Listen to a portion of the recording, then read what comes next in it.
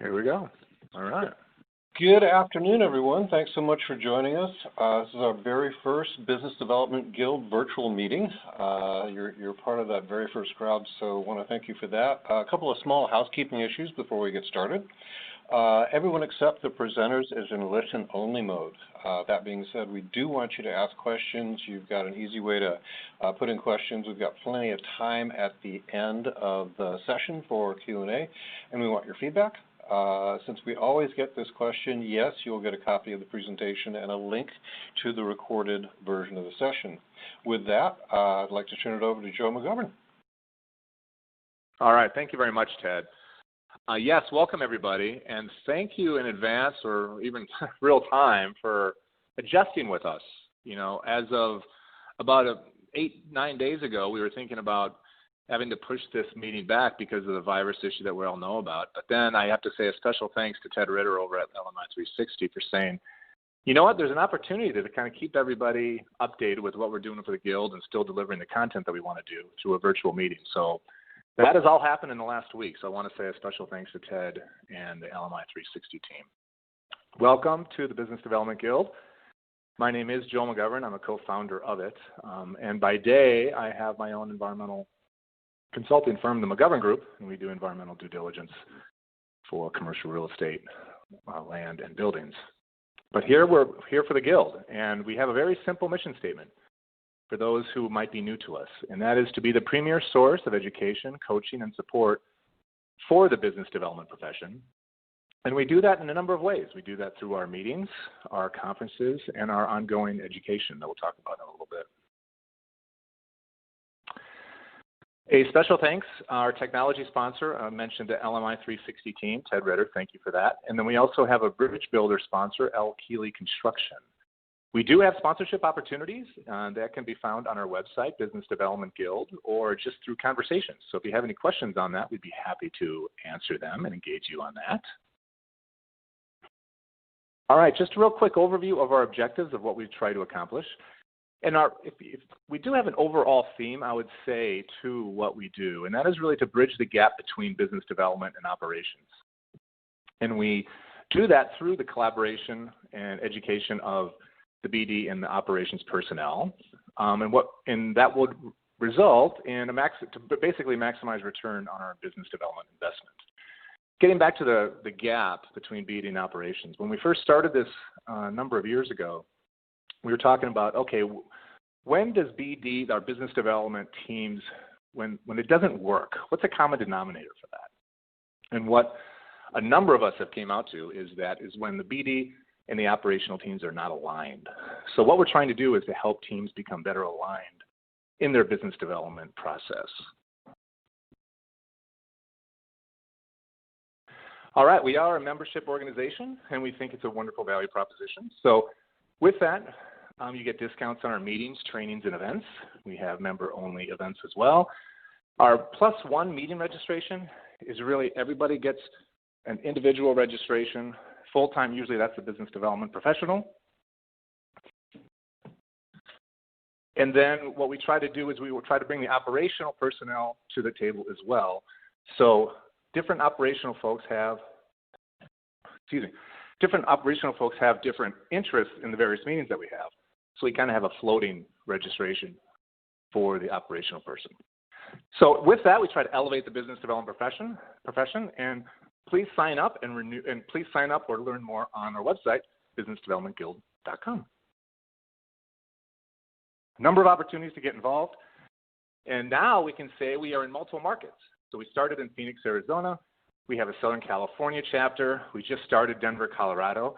And if there's any interest in starting a new chapter in an organization, because we do have 4 states represented today, please reach out. We'd be happy to have a conversation on that. Okay, we talked about our ongoing certification, and something that we're very proud of and excited about is the Certified Business Developer certification. We are starting our 4th year in Phoenix, and we're going to start live classes in Southern California as well. We say stay tuned for the class schedule on that. We were looking to start in Phoenix in May of this year and in the summertime in Southern California. However, with this virus, we're taking a look at our calendar, and we will get back to everybody very soon with a revised schedule. Okay, we're ready to Thanks kind of so much. Yeah. Oh, sorry, go ahead. I Go think ahead, we're Ted. going to we're going to do a quick survey. Want to do a little audience engagement. Sent the survey out. You should see a little pop-up box on your side. It's really simple. How are you staying connected with customers and prospects during this unprecedented time? We'll give it about 10, 15 seconds for you guys to respond. We're getting nice responses in. Looking for a few more. Don't be shy. Don't be shy. All right, give it about 5 more seconds, and we'll get going with the panel presentation. Ted, that's awesome. Thank you so much. You bet. And we can evaluate that real time. I'm sorry, go ahead. Yeah, but I'm watching results still come in, so we've got about 70% of the audience responded. So I'm going to go ahead and send the results over to the audience so they can see what happened. And back to you, Joe. Let's go ahead and get going with this great panel discussion today. Yes, and the topic of risky business, how understanding risk elevates your value. We brought this topic up before the virus news kind of hit the world, but it makes the topic even more timely. So we're real excited about that. We have a terrific panel in store with a wide variety of perspectives. So with that, how we start off is have each panel member introduce themselves with a little bit of a background of their experience and a little take on what their view of the topic is, and then we'll get right into questions. So with that, I'll turn it over to the panel and start with Craig Randock of Corgan. Craig, go ahead. All right, thank you. Good afternoon, everyone. I'm Craig Randock. I'm a principal and office director of Corgan. We are a national and international architecture and interior design firm. I am a former president of the American Institute of Architects Arizona and a board member of the Rio Salado Architecture Foundation. When we were talking about this topic, could there be a more appropriate title for our discussion today, Risky Business? I think not.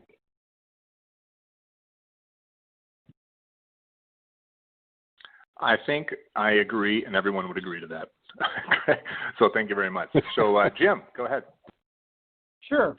Hi, everybody. My name is Jim Duckett, and I'm a partner with DHX Software. We are a software services and consulting firm. My background has been in high technology for all of my career. So I've got a pretty good grounding in everything from infrastructure through software development and a whole bunch of other things that go with that. You kind of think of us as digital plumbers in the high technology world. We focus on helping our clients by understanding what their business requirement is, what the business result they're trying to really produce, and we then focus on how to help them save money, make money, and reduce risk by deploying the best use of technology. And I think this is a really apropos conversation. Oftentimes risk is a scary thing, but reducing risk, creating a risk strategy produces actually a competitive advantage. Planning for it can be really exciting and a real creative exercise. So I think it's a great topic and certainly great for right now. No, that's great, Jim. And when we were talking about this topic, it was granted, again, the virus has really kind of elevated the whole idea of risk, but the general backdrop of the topic was how BD and their teams, by understanding the various levels of risk that organizations take, their own organizations and external organizations take, the better that business development effort can be, the more value they can bring externally and internally. So with that, Louis, how about yourself? Good afternoon, everyone. My name is Louis Rivera, Senior Estimating Manager at Hill International. In my 36-year estimating career, I've worked for about a dozen different companies in 4 states and 2 countries, and they all looked at risk differently. But they had a common thread: to identify risk, put a monetary value on it, and determine the probability of it occurring. So although they all looked at risk differently, they all had a common thread. So that's been pretty interesting for me. That's awesome. Thank you, Louis. And Simon. Hi, Joe. Thanks. Appreciate you having me involved today. My name is Simon Davis.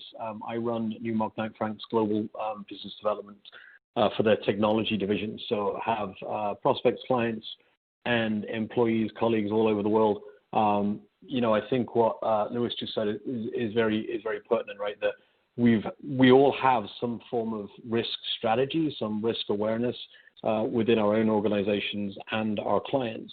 Nobody expected what we have now to ever have happened. I don't think anybody would have ever anticipated a situation that, effectively is shutting down the majority of the globe.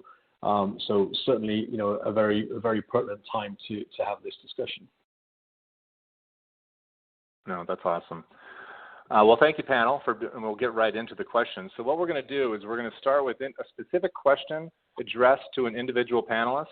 We'll start with that, and then we'll broaden it back out to make a question addressed to two of the panelists, and then we'll broaden it out even more to a question that's open to the entire panel.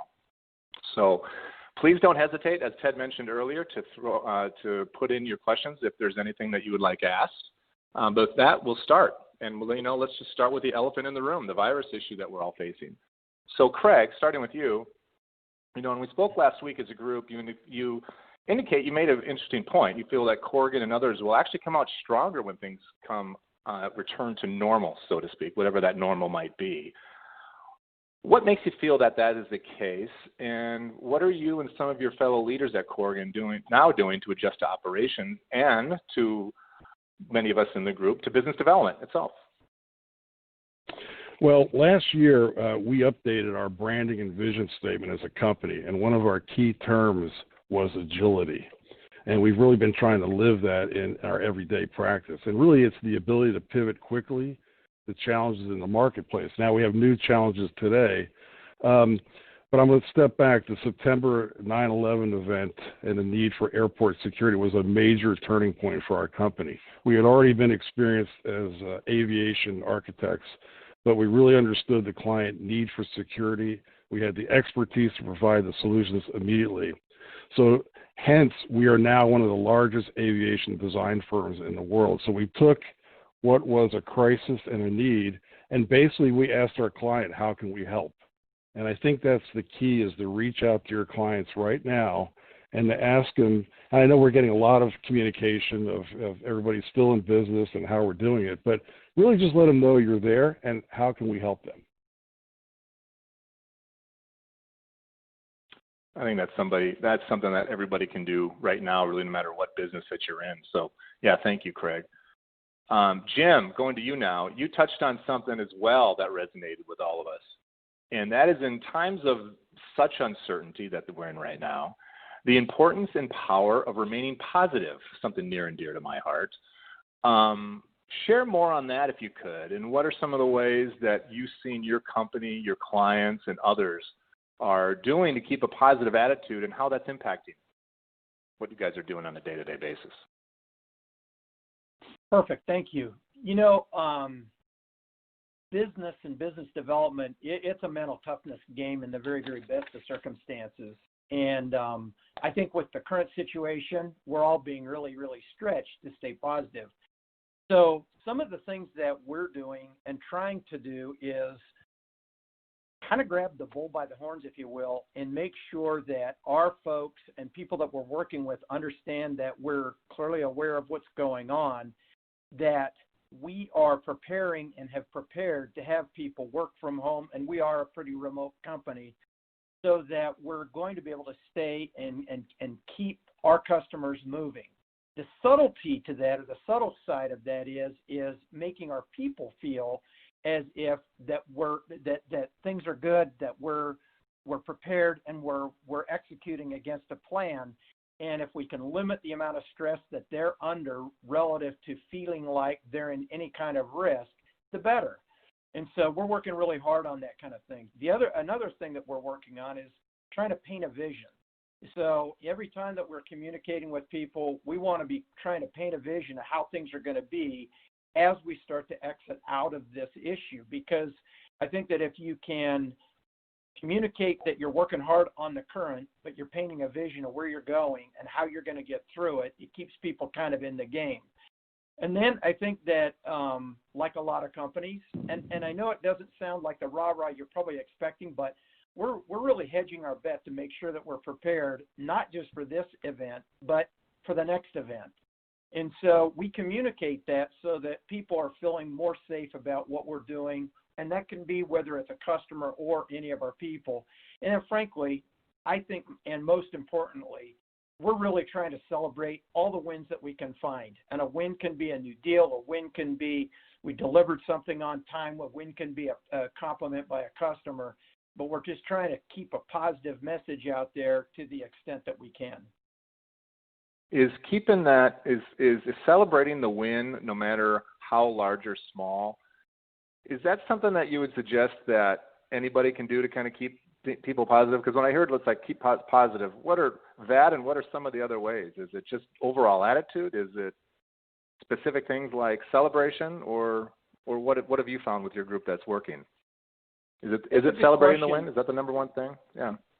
Yeah, I think it is. And I think it's also, I mean, I struggle with this a lot, and so we tend to be online a lot. We record a lot of conversations, and when you go back and you listen to a conversation and you hear how you communicate, it's really interesting when you do a self-evaluation of what you might sound like. More importantly, you listen to other people and how they may sound. And when we celebrate a win, yeah, I think that part of that is communicating, hey, thanks, great job, you did really good, it's meaningful. Those are really powerful and important things that you're doing. But it's also the inflection in your voice. It's kind of behind the scenes, that little gleam in your eye that they can see or they can hear through your voice. People know whether you're sincere or whether you're not sincere. So whether it's an employee or a customer saying, hey, thanks, we really appreciate the additional business you're just giving us, or we appreciate the feedback you just gave us, and we're working really hard to even improve more, those kinds of things. I just think that it's really, really easy to get away from being positive, and it's really easy to get caught up in your day and not realize the impact your words have on other people. And a lesson I learned years and years and years ago, when you communicate, it's not what it's 100% based on what that person heard, not necessarily what you said. And as the communicator, it's your job to make sure that that person that's listening is hearing what you're really trying to say. And that's emotion, it's the words that you're trying to communicate, and then it's an excitement that wraps around that. No, that's awesome. And one thing I would add is when, it's not necessarily a win, but with everybody working from home and people are more separated maybe than they have been in the past, is also sharing what clients and others are saying with each other.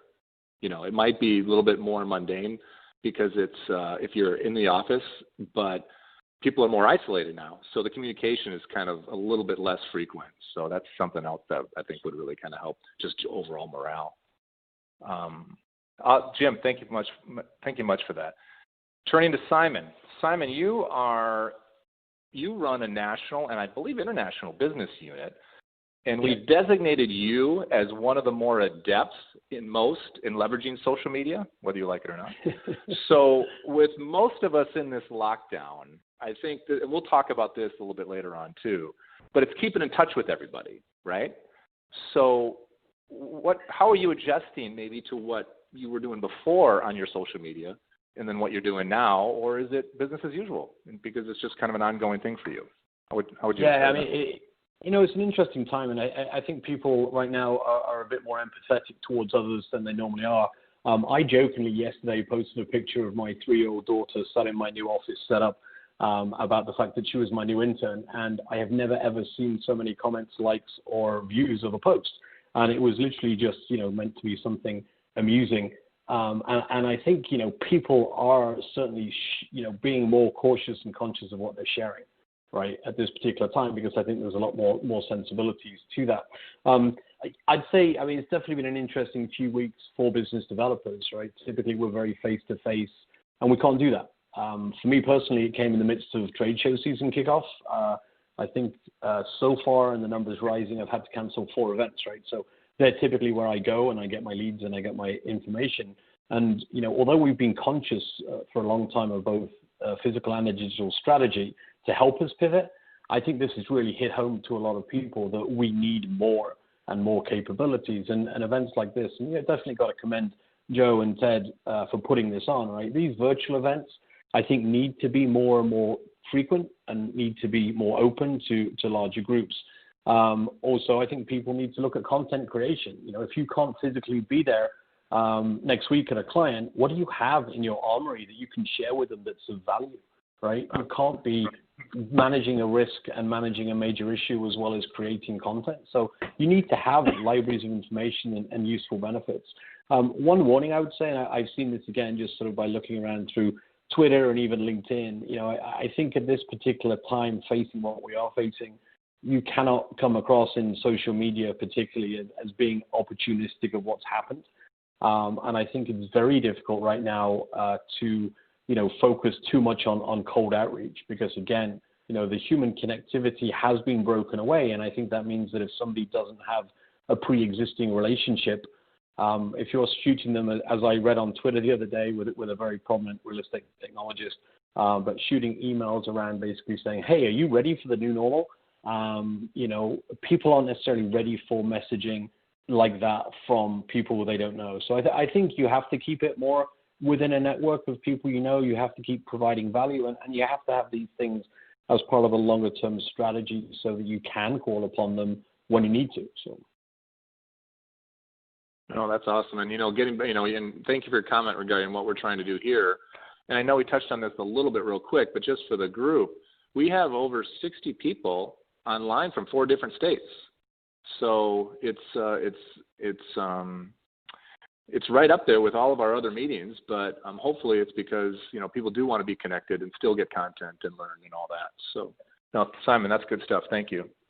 And now Louis. All right. Again, we talked last week, and we were talking about the various forms of risk and all the various levels that it presents itself. Time and resources spent on project pursuits was one of the topics that we talked about. With this current state, how is it impacting your team's analysis when it comes to assessing pursuits, either new pursuits or real-time pursuits, or planned in the future? How are you guys taking a look at that now versus maybe a month or 2 ago? So amazingly, we are still moving forward with our jobs. These last 2 weeks, I have been busier with Skype meetings, texts from my bosses and my direct reports. I mean, we are inundated with new customers and existing clients asking us to review new jobs. So I am truly amazed in this current environment. We're pursuing new clients, new work, calling existing clients like Intel to make sure they're doing okay and see if they need us for anything. The only difference is the fear of the unknown, right? We don't know when and if Arizona will slow things down more. But right now we're doing everything remotely, no face-to-face meetings. We know these clients or projects might pull the plug for this national emergency. And regarding existing projects, we're recommending contingencies for time and additional monies for supply chain interruptions or schedule impacts. I was on a call today where we're looking at work now on the East Coast for the Army Corps of Engineers building or rebuilding existing hospitals. So if we dry up here, we could work in other places. So it's really amazing to me that it's not slowing down. So very little risk in our work slowing down, but we are trying to build risk into any new projects for the unknown. No, that's interesting perspective. And this is, you might have already answered it, but this topic actually came from one of our questions from our group, actually, Sue Sylvester. Thank you, Sue. And the question is, are we learning that meetings can be done over the phone? So it sounds to me that you're having effective meetings over the phone and through your remote technology, from what you said. We are. The first week, Skype was a little slow, so I was concerned that we might have to jump to a new platform. But Skype has been perfect for us. We have 30 or 40 people on the phone at one time. We've been talking to people on the East Coast. We have a Monday morning meeting with Philadelphia. And, we are talking to each other more and texting more now than we ever have. So This might be the new way moving forward. Yeah, it's kind of making up for it. And one of the areas too, just from a pure technology standpoint, Ted, if I could throw it to you, if you're available, is that a lot of this bandwidth is actually being a lot more taken up now, right? From I've had one a of the few reasons. conference calls. Yeah, go ahead. Yeah, I think so. Sorry. I think that's the biggest concern right now is, do we have the infrastructure to support this? I mean, we made a conscious decision to use this format as opposed to do live stream video just because we were concerned about the amount of bandwidth availability. My freeconferencecall.com number that I've had forever, I've had 2 or 3 calls scheduled where the circuits were overloaded. So that was the first time that's ever happened. So just as a kind of quick heads up on that. No, thanks, Ted. Yeah. Sure. All right. Well, thanks, guys. Now, okay, we'll kind of back up a little bit. As we mentioned, we have a question that we'll address to 2 panel members, and we'll identify them. And if the other panel members want to chime in, they most certainly can. But we'll start with Craig and Lewis. All right? Well, Craig and Lewis in that order. So, Craig, you're up first. This was a topic that resonated obviously in your particular businesses, and that is architecture, construction management, estimating is loaded with risk. I'm sure each one of you could talk all day in terms of that. From the contracts you sign to the actual deliverables needing to stand the test of time. What are some of those dynamics you see in the marketplace, and what trends are you seeing in terms of that risk that's you're facing now that compared to in the past? Craig, if I could throw it to you first. Thanks. Well, as an architect, the risk initially lies in the client contract language.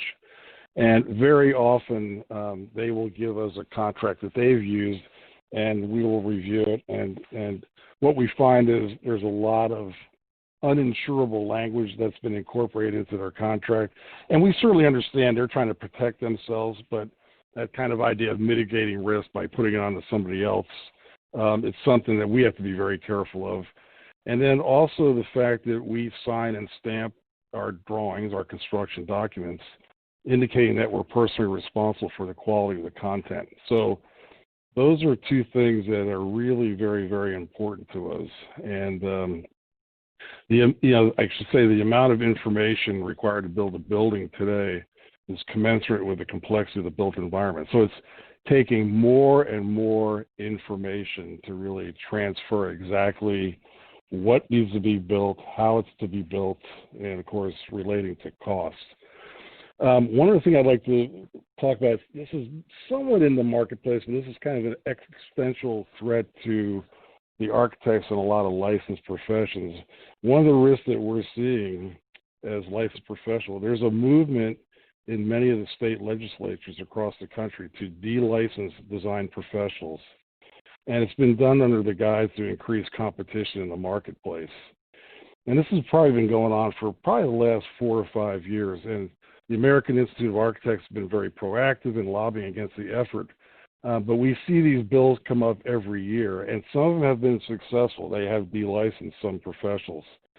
So when we see this, we ask the question, there's no longer a licensed professional responsible for public safety. Then who is that? Who would take on that responsibility? So we've seen geologists de-licensed. We've seen landscape architects, engineering, architecture, all sort of lumped into this effort to do this. So far, we've been successful, but it really begs the question of how do we approach public safety? And Craig, where's that coming from? Where's that push to de-license coming from? Well, I don't want to get into politics, but I will say it's coming from, we have our 2 political parties. It's really been kind of promoted in the sense of opening up the market for more competition. So you get more competition, the prices will lower. But, you have to understand that, a license, engineering, architecture, what have you, the schooling is 5, 6, sometimes more years. The apprenticeship is at least 3 years. And then, of course, you basically work under a licensed architect to gain your knowledge. So, and really it all comes down to, and we see it on occasion, what happens when a building fails? What happens when basically collapses under weight. What happens when there's a fire and people can't get out? Most of these, regulations are basically empirical design. We had a problem and we figured out a way to fix it, and here's how we go forward. So it's kind of an interesting kind of take on a competitive marketplace, but it's kind of like handing somebody a scalpel and saying, "You're ready for the next operation. Go right ahead. You're qualified to do this." So, I come from the environmental side, and we've seen that push for registered geologists, and it seems like the push are not from the geology folks. It's somebody complete. It's not from within their own profession. It's an outside force. So it is. It's very much a political force. And you see this we see it across the entire country. You see it in Arizona, and it's definitely kind of something there. The waters are being tested to see if there's any pushback. So far, there's been a lot of pushback, but it is something to be concerned about. Again, we build for public safety, and we build for enjoyment to enhance life, but the key is these things need to stand the test of time. They need to be safe. Right. Absolutely. Louis, from your perspective. I really enjoyed Craig's answer, but I'm looking at this from a totally different point of view. Strictly from an estimating point of view, for most projects, time to market is critical, and milestone schedules are the priority for owners and lenders. So if an owner asks me at this time to put together a budget or an estimate for a project that would start in the next month, it would be hard to pinpoint the duration for design, estimating, or construction based on the unknowns regarding staffing in architecture, because I'm not sure they're working from home or working part-time or if they've reduced their people. Consulting firms, engineering firms, have they reduced their people in Arizona? And then construction. I understand most projects are going forward right now, but I'm sure at some point in the near future they might stop construction. We currently have a project moving forward, like I mentioned before, and they're selecting designers and general contractors right now. And I'm curious to see what that first schedule is going to look like and what the first estimate will look like and how much risk is buried in both. Because if I was the one building the schedule and the estimate, I would have to consider the risk to the schedule and the estimate. I was faced with a question that goes to risk just today. A project, a reasonably large project, the due diligence period is starting, but because they don't know the time frame with the uncertainty with the virus situation that we're in, they still want to go through escrow. They still want to go through their due diligence and assessments, but they don't want to pay until a certain amount of time, not down the road. I think they're totally good for it, but that's, risk of working a little bit on the front end, on account, so to speak, is, I don't know if that's going to be a normal thing for other people, but that just was presented to me today. So that's another thing. Yeah. Well, real quick, as a follow-up to both you guys, the whole topic here, the whole we're trying to do is to build a bridge between BD and operations, right? So what you mentioned is really good stuff. Could you possibly articulate the importance of the understanding from the BD professional, not just the BD professional, but the BD teams, because it's a team event, to truly understand those kind of risk scenarios that you mentioned and why that's so important from the BD side, and if they do have that understanding, how that elevates them? Do you want me to go first or Craig? Go ahead, Louis. Go ahead. So interesting enough, we don't do anything without our business development guy in the room. So anytime we're talking about projects or going to meetings, he's in the room. So he understands the risk just as well as I do. And I think that might be just something that Hill International does, but I think most companies should do it because the BD guy is the first guy who's talking to the client. He's trying to bring in work, so he needs to understand the risk as well as I do. So he doesn't make promises early on that we can't keep. So I think working hand in hand with estimating, operations, and business development is key to any business succeeding. And just for everyone to know, I did not write that answer because that's music to our, that's music to our Business Development Guild's ears. So anyway, thank you for that, Louis. Yeah. How about Craig, from your perspective? Yeah, I mean, first to answer Lewis's question, and this is probably on a lot of people's mind, are the architects and engineers still working? Absolutely. We're all working from home, and we're all making do, and we're kind of used to doing that. And, you know, going back to the idea of business development, the connection to basically operations and how you run your business, you know, it's inherently intrinsic that we work together. Because one, we're trying to you know, work with our clients and find opportunities, but we also need to back that up that we're able to do that. We have the bandwidth, the staff, et cetera. And I can tell you right now, all the design professionals, certainly in Arizona, and I guarantee everywhere else across, at least I know from our company across the nation, everybody is working, everybody is ready. And we're really actually here, I'm very happy to see when I ride down the street that the construction does continue on projects. So things are moving forward, and we need to keep positive. That's awesome. That's awesome. Thank you. All right, now we'll turn to the technology, the technology duo that we have on the panel, Simon and Jim. Simon, you're going to go first here. Because of what you do, you get a real deep firsthand look at companies' infrastructure. What are are there some common denominators that companies are facing with their technology? And dare I might ask, how are they doing generally? We talked about the need for companies to have a robust digital strategy, for instance, and that was a big topic of our call last week too. So Simon, maybe you start off. Sure. I mean, I think what I see as being the biggest need is more flexibility. Right? I think people are generally, and companies are generally good in a business as usual mode, but often see, just in case type expenditure as unnecessary overhead. So on a daily basis, they might not feel vulnerable at all. But I think that COVID-19, has really highlighted for many people the shortcomings in their ability to mobilize a fully remote workforce. I don't think it's things that a lot of companies envisaged. It can be simple stuff, basic things like, somebody that's never set up conferencing software on their own machine or doesn't know how to install a webcam, doesn't have a webcam. And then, also on the larger scale, just a lack of inventory to support what you require. I have a very close contact at an organization that has a call center of 700 people who they decided on Friday of last week, as of Monday of this week, we're going to be working from home. So they had to source all of the machinery. They had to train people over the weekend. It's not like you're going to have those types of things necessarily lying around to enable that. So, I think there some of the bigger shortcomings. I think we are generally good, with coping with the day-to-day, but it's really how far, and I think will be a tough question for people in the future, is how far do I go in a contingency basis, to ensure that I can operate my business appropriately.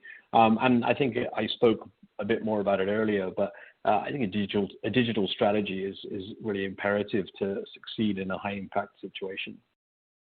How formal, when you say digital strategy, how formal are digital strategies that you're seeing, or what, if folks are not in the tech world, but how formal do you think one should have a strategy? Well, I mean, I think it's going to take multiple different parts for people. One is really the external piece of how do I do business, and specifically in the business development roles, how do I do business if I am only available to do things digitally, right? So what is the business development team's tools, methods, how do we connect? How do we source business? How do we, react with prospects, I would say, more than customers. I think in some instances, as mentioned earlier, it's a lot easier, frankly, right now to pick up the phone and call a customer and see how they're doing. I think you just have to be then very careful with how you pivot that conversation and not try and sell people too much too soon, which I'm sure will be a big fear. From an infrastructure perspective, really that has to be a lot more, it has to be a lot more heavily documented. And I think people have to look at things like, if this was to occur in the future, even if I have a HQ building of 2,000 people that for some reason becomes unoccupiable, what is my strategy to get those people working and to get them working quickly? Where are the critical people that I need to get up and running? Because frankly, a lot of companies, and a call center being a great example, the critical people are probably not their best paid people, so they may not have the appropriate infrastructure, the devices at home, right? And I think that you need to look at prioritizing that risk of what happens if I literally cannot operate my business? Who needs to be there to do this, right? We probably don't need necessarily all the layers of management day one, but we're going to need the people that are on the front line, that really become the face of a business when it comes into that, in that type of a situation. Yeah, that's awesome. Just basically asking some basic questions, right? Yeah, and basic really, what if and how questions. Yeah. Yeah, really thinking about it, and probably just looking at the magnitude, right? What happens if I look at a building? What happens if this floor's not available? What happens if this building is not available? What happens if my region's not available? What happens if the country's not available, right? And I think that's some of the things that people are going to be thinking about a lot more closely if they haven't done to date. Oh, that's awesome. Good. Jim, same premise for you. Yeah. Good questions. So we think that, and it's obvious, some companies are just in really, really good shape with their technology and their strategy. Other ones that are probably the scariest are the ones that think they are and they really are not. And then there's a bunch that are just, frankly, woefully behind. And it's really tough to catch up on that. And it's interesting because we just finished a project with a really great company, multi-state company, where we were interviewing a variety of other people, and we were discussing systems and that type of thing. And we spent a fair amount of time with their BD guy, and he said, look, we have an opportunity in the state of California to really capture market share. Well, we're not going to capture it, and here's why. Because my competition is able to offer the customer an easier and a friendlier experience because of the technology that they deploy. That blew my mind, and it's a large opportunity for them. So I think that companies that are looking at technology and how they can help them, there's a lot of things. Obviously, the internal things. I think that when we're in brick and mortar, there's a sense of overusing things like Excel or little spot applications that are there. But when you go outside of your world and you're now working from home or on the road, you may or may not have access to that kind of thing. And the biggest impact first is, or an impact is taking a look at how that really does hold your employees and your teams back, but it also, how does it hold back customers from wanting to do business with you? And so I think that a really good examination of what your workflows are, what are the systems that support it, and then how can I make that happen and implement things that are friendly to your customers and friendly to your business development people so that you can capture business and deliver. It makes all the sense in the world. Yeah, good stuff. Thank you.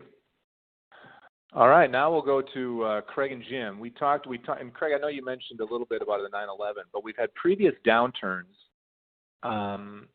that came completely unexpected. The 9/11, the 2008, unexpected in the sense of just the depth of it.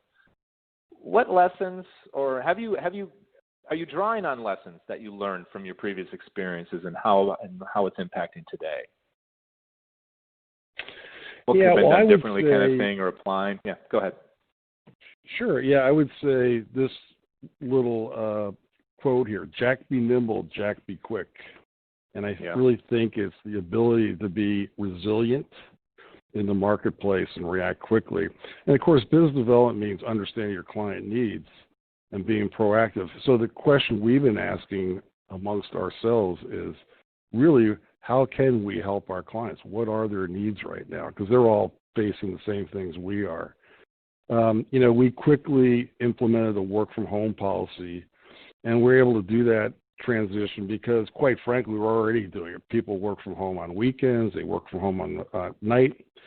Everybody's on laptops, so we're able to do that. And I do want to say one thing. We're talking about our BD and our operations, but I want to say thank God for our IT people because their proactive sense of looking down the road has really allowed us to do this. So, In our case, we had the software possible. We immediately put out Microsoft Team. It was an app that our IT, they always check all these apps before they go live in a company. So they were testing and immediately released it in the last 2 weeks. And it's been a real big hit. Not only are we using this sort of team kind of chat thing internally within our office and our market sectors, but we're also using it across the company. So it's working, and I think you're going to see more things like this come online. I think people are being pretty proactive. Now, one of the things we have learned about this is we are finding with people working at home, their Wi-Fi bandwidth is being challenged by our very large files. We basically, when we're doing construction documents, they are basically enormous 3D models of how you put a building together, all the components that go into a building. So when you're at home, depending on your vendor, we're finding our staff is coming and going, I can hardly even open the model to even work on it. So we've got a challenge there. People are used to using multiple screens. People are used, and they don't have that at home. And the seating, they're finding it sitting at the dining room table for 8 hours is not that comfortable. So what's happened in the last week is everybody has come in and raided our office. And with our encouragement, they've been taking their double screens, they've been taking their office chairs, and they've migrated out of the office to home. So now we have all these little cottage industry going on at home, but they're learning how to adapt. And although we can do it as a company, we're finding that tax, and it's been come up, Simon mentioned earlier, is that tax on the infrastructure is really, you can really feel it at home when you're trying to work on these very, very large files. Just a practical thing, some of those practicalities. Yeah. Yeah, no, I appreciate that. I'll turn to Louis and Simon on this, and we last week we talked about what we spend our time on, not necessarily how we're reaching out to customers and such, but we talked about how this might really dramatically change the way we think of how we spend our time, travel, entertainment, all the face-to-face that we're used to. Do you guys have any kind of guesstimates on what might this long-term change regards to that question might be, just in some of the standard ways and means of what we do and what's normal, what becomes normal? I think it's a great point, Joe. I think a lot is going to change, and certainly a lot is going to change in terms of how people see, working life, right? My wife is working from home for the first time ever, and she loves the fact that she doesn't have to, get as ready in the morning. She doesn't have a commute, and she's finding that, that she can be a lot more efficient in managing her time. I think we have to, from a BD perspective, we have to stop relying on strategies that are too closely aligned with physical events, because they can change at any minute. So, the thought of saying, well, maybe I'm going to hit my quota because I've got all these great tickets for spring training, or I'm going to go to this event and I'm going to generate all these leads, you can't rely on that as much as maybe you thought in the past.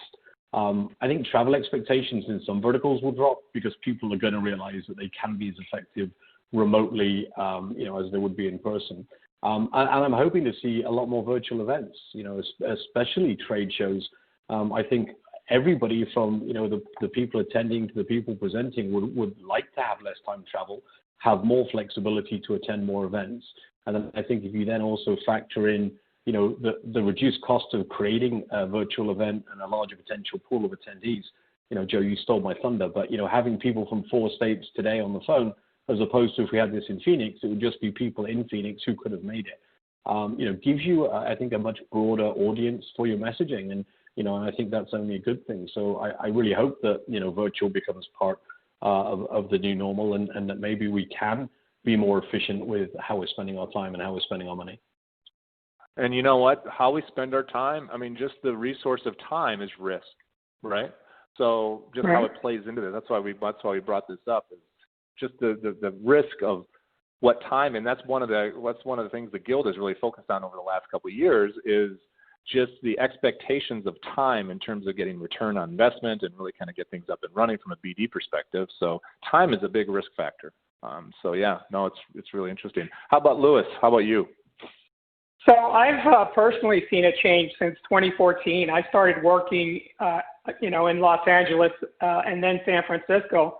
Still kept my house here, But I worked remotely. I had teams in Spain, India, London, even Hawaii, where we just met over the phone or Skype and took care of our business that way. I did have to travel to Los Angeles at least once a month and to San Francisco once a month. So I think air travel will be greatly reduced moving forward. And more companies are requiring remote workers and less travel now, more VPN use and more Skype meetings. So I think this new environment will make companies think about restricting travel and face-to-face meetings with all the advancements we have now being made to the way we communicate. And I see this as a positive now, not only for their corporate budgets, but also for the planet. That's great. That's awesome. All right, now we'll move it to questions for the entire panel. And thanks for everybody's discussions to date. And if the people on the phone, if you have any questions, again, just a general reminder to ask a question. We'll try to get to it at the end. All right, so last week we talked about the importance for team members to identify and understand when the various parties on our various project teams or stakeholders, you want to call it that, are mitigating the risk by placing it on others or passing it along. I actually think this is a real critical component for successful business development, to really understand that and see that when that's happening. And this includes clients, obviously. Can you share an experience when clients' demands were such that you had to at least push back and maybe even walk away? And we'll start with Craig, and then Jim, Lewis, and Simon. Craig. Okay. Well, when we're talking with a new client, we also want, I've touched on this before previously, is the contract is very important. We have an in-house legal group that reviews all the client contract language. And we usually suggest levels of adjustments. And I say levels of adjustments. There's certain terms in contracts that are really very, very bad. They put all the risk on us. There's other things that the language can be tweaked slightly. So we're always kind of trying to look at how we can negotiate that so that we can sign the contract and feel good about it. If the contract is onerous to the point of being dangerous to our company, we would certainly discuss our concerns with the client and politely say no if necessary. This doesn't happen very often, but on occasion it does. If they will not change their contract and our legal department says we're at a huge risk for our company, then that's a no-go. And of course, the business development folks are part of this whole thing, so we understand, what contracts out there in the marketplace can we not sign. So it's important when you're starting to look at potential clients. No doubt. Jim, how about you? Yeah, 3 real quick bullets. I think you have to, and it's tough for me, but I think you have to be comfortable saying no. That's one. I think you need to involve your team on bigger and riskier decisions. Don't let that be siloed. And then lastly, I think you got to feel really confident in today's business climate, getting all parties together with the premise of, hey, we want to make this happen. All of us want to make it happen. Let's find a way to get that done. Well, let's put the issues out on the table and kill them one at a time. Oftentimes, those problems get siloed, which then fester into bigger problems. And I think those 3 things can really add value.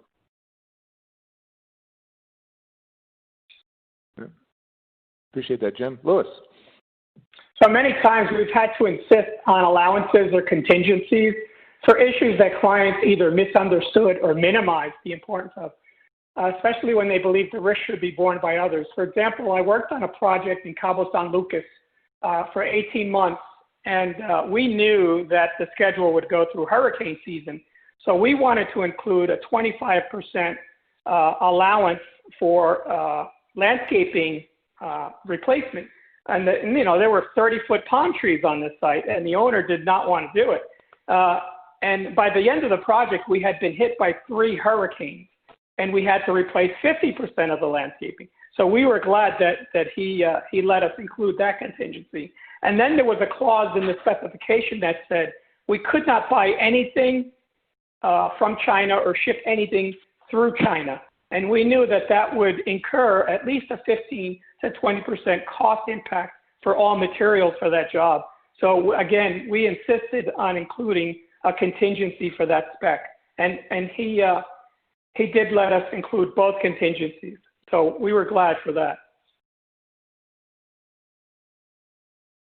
Yeah, and I'll just quickly add, Joe. Yeah. I'm going to throw it this a different way, which is us throwing the risk onto our client. We've actually in the midst of developing and rolling out some software specifically related to COVID-19, and because it has to be quickly out there, we're saying, look, you have to sign the license agreement as is, otherwise you can't be part of this product. So. No, good. All right, we're coming nearing to the end. This has been a fast and terrific 60 minutes, folks, so thank you. So a couple of final questions, and that is, and we've touched on this, but maybe it's a good way to wrap it up or to discuss it now, and that is probably the most common question that we are seeing is what to do with business development. And I think everybody's in lockdown. We're not able to meet. How are we able to conduct our business development with the way things are now? And I know we've touched on it throughout. I happen to think getting aligned with what your operational teams and to get together in terms of kind of a mini business development strategy during this time is really important, so everyone understands what time is spent on, particularly everybody being remote. But is there anything else that you guys can add to that? Is effective business development when everybody's in lockdown? That question. All right, so this is Craig. Our Yeah. bias is absolutely yes too, and we have some terrific BD people within our company, and they are doing. I think what you've heard earlier, they're reaching out to our clients, but they're being very, very careful. And again, just we understand the situation we're all in, and we're really there as a resource to help our clients.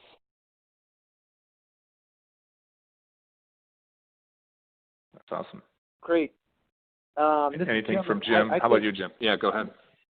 Yeah, I'm echoing Craig's statement, but I think that BD is essential. We got to keep in front of people, keep talking to them, ask them how we can help. I think that we got to help our BD guys keep their head in the game. Working from home is really good, but it can be stressful if you're not used to it. So if you're not, get up, get dressed, and start working every day. Don't let yourself get out of your normal habit. Keep reaching out to your customers, and in my net opinion, now's not the time to pull back. It's time to double down.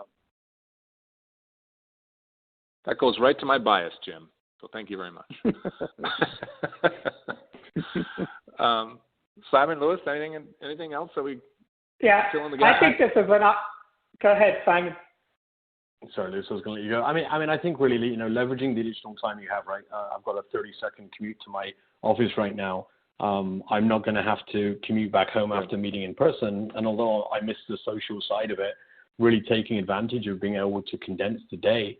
I think for many people, frankly, if you can condense your day a little bit, particularly if you do have children to watch, then it's better from that perspective. I do think you're going to see a marked difference in the people that are very good business developers as opposed to the people that just have good relationships in these environments. Because if you're not face-to-face or on the golf course or going out for dinner, etc., then maybe you can actually see how powerful those relationships really are, and ensure that you can leverage the ones that are best, and maybe discard some of the ones that, frankly, people are along for a bit of a free ride. No, that's good. Lewis, you had a couple of things as well? Yeah, I think this is an opportunity to improve relations remotely. I mean, I've checked in with Intel multiple times to inquire about the work environment, their schedule impacts, the overall well-being of the client, the site, and the workers. So staying engaged at this time will only help in the long run. No, that's terrific. That's terrific. And just like that, I appreciate that, 4 o'clock. And then, Ted, you had, I could throw it back to you on a poll. Yeah, we're going to do one final survey, and then we'll open it up to Q&A. Just sent that out. Appreciate everybody's response. I think, given the times, it's a set of good questions. So basically, we're asking what challenges are you having with working from home?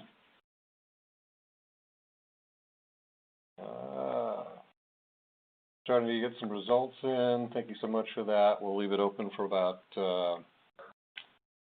10 more seconds.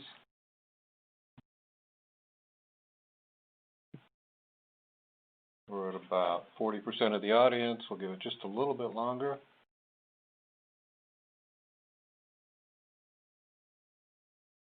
Great. Thanks for your feedback on that.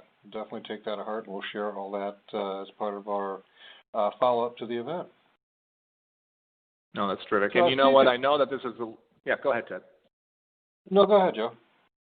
I was just going to say, we talked about real quick. One thing I wanted to point out, and this is how we got to this point, was Ted, you've been involved. You're involved with another association with like national, international associations, and Simon touched on virtual conferences. Do you want to give a quick overview on what IFMA has done in terms of what they've done on virtual conferences? I know we're at the end, but I think it's apropos for where we are. Sure. I think not just IFMA, but some of the other larger organizations are looking at doing full virtual conferences. Happy to send some links out. The technology platforms are definitely there, so you can have a virtual experience of walking into a conference hall and then walking around and actually connecting with virtual trade show booths, and when you tap to enter, you actually get connected with a real chat. So if I was interested in something Simon, for example, was offering and he was on call, when I hit chat, I would actually be online face-to-face with Simon.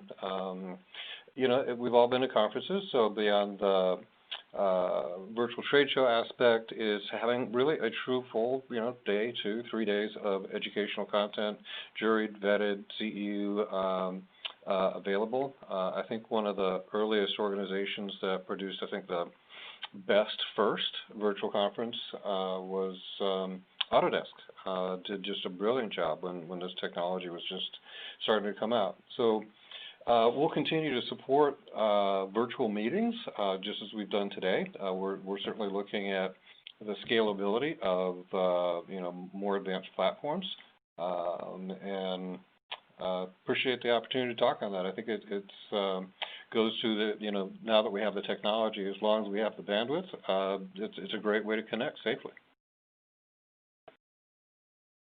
And one of the questions here that we have is the difference between a virtual meeting and a video call. It sounds to me like a technical. Yeah, let me throw that to you. Go ahead. Okay. So I didn't want to say FaceTime, I didn't want to say Skype, but I've had multiple since last week connections with people using FaceTime or Skype, where our cameras are on, we're having a conversation, we may be in our offices, but that's a one-to-one video call versus a virtual meeting, which is more kind of what we're doing now today, or a team meeting that I think some of the panelists described where there's 8 people or 10 people or 12 people online. We're sharing content. We've got our cameras on. Some of us do, some of us don't, depending on what state of our hair's in or makeup on. So, that's a difference. I mean, a video call, it's like a Skype or a FaceTime.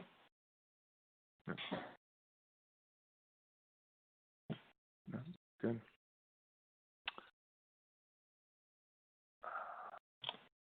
One of the questions, okay. Do we have time for a question for Q&A here? Yeah. Here's a good question, and this comes from Garrett Turlock in California. There are risks associated with working from home. Do your organizations have formal policies to ensure productivity and providing value to the customer? Why don't I start with Craig? Can you take that one as an operational leader? Sure.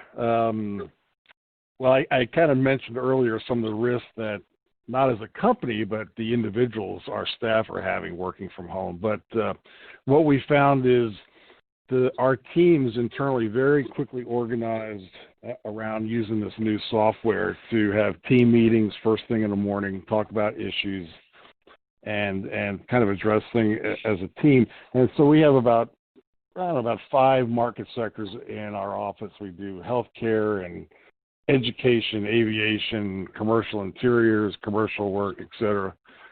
And so each of those teams are working together. Plus, we're also connecting as an overall company. So there's a constant sort of dialogue of what's happening in the company. Now, you might be, are we watching? Is somebody, taking a break to go outside and walk their dog? No, we're not watching that. But we can usually tell from the productivity on the project and what the assignments are of how people are doing. And again, this is all new. We're here to help our people and our staff. So so far, it's working pretty well, with the exception of we're killing the Wi-Fi in people's residences. Mm-hmm. I don't think anybody would be alone if it's a work in progress as well. Yeah. You know, I didn't think anybody thought we'd be in more lockdown mode than we were 3 weeks ago, and probably will be more in the next couple of weeks. So, but yeah, well, good. Well, I think we are. I want to respect everybody's time. Ted, is there anything else that we need to follow up with on wrapping up here? Yeah, I think a great session, guys. Thanks for all your good insights. Thanks for the audience participation. Please take the survey right after the session, or take it tomorrow. If that's more convenient, we'll send out a reminder email, and we read every word. Absolutely. We really appreciate it. And to reiterate what Ted said, we really do read every word, and it's a terrific feedback that we really guide what we do in the future based on what everybody suggests and comments. So with that, I want to say thank you to the panel for being here. Thanks everybody for dialing and listening in. And we look forward to seeing you at our next event. Stay tuned for that. Thanks, Joe. Bye, everybody. All right, everybody. Thanks all. All right, everybody. Have a good day. Bye-bye. All right, bye-bye.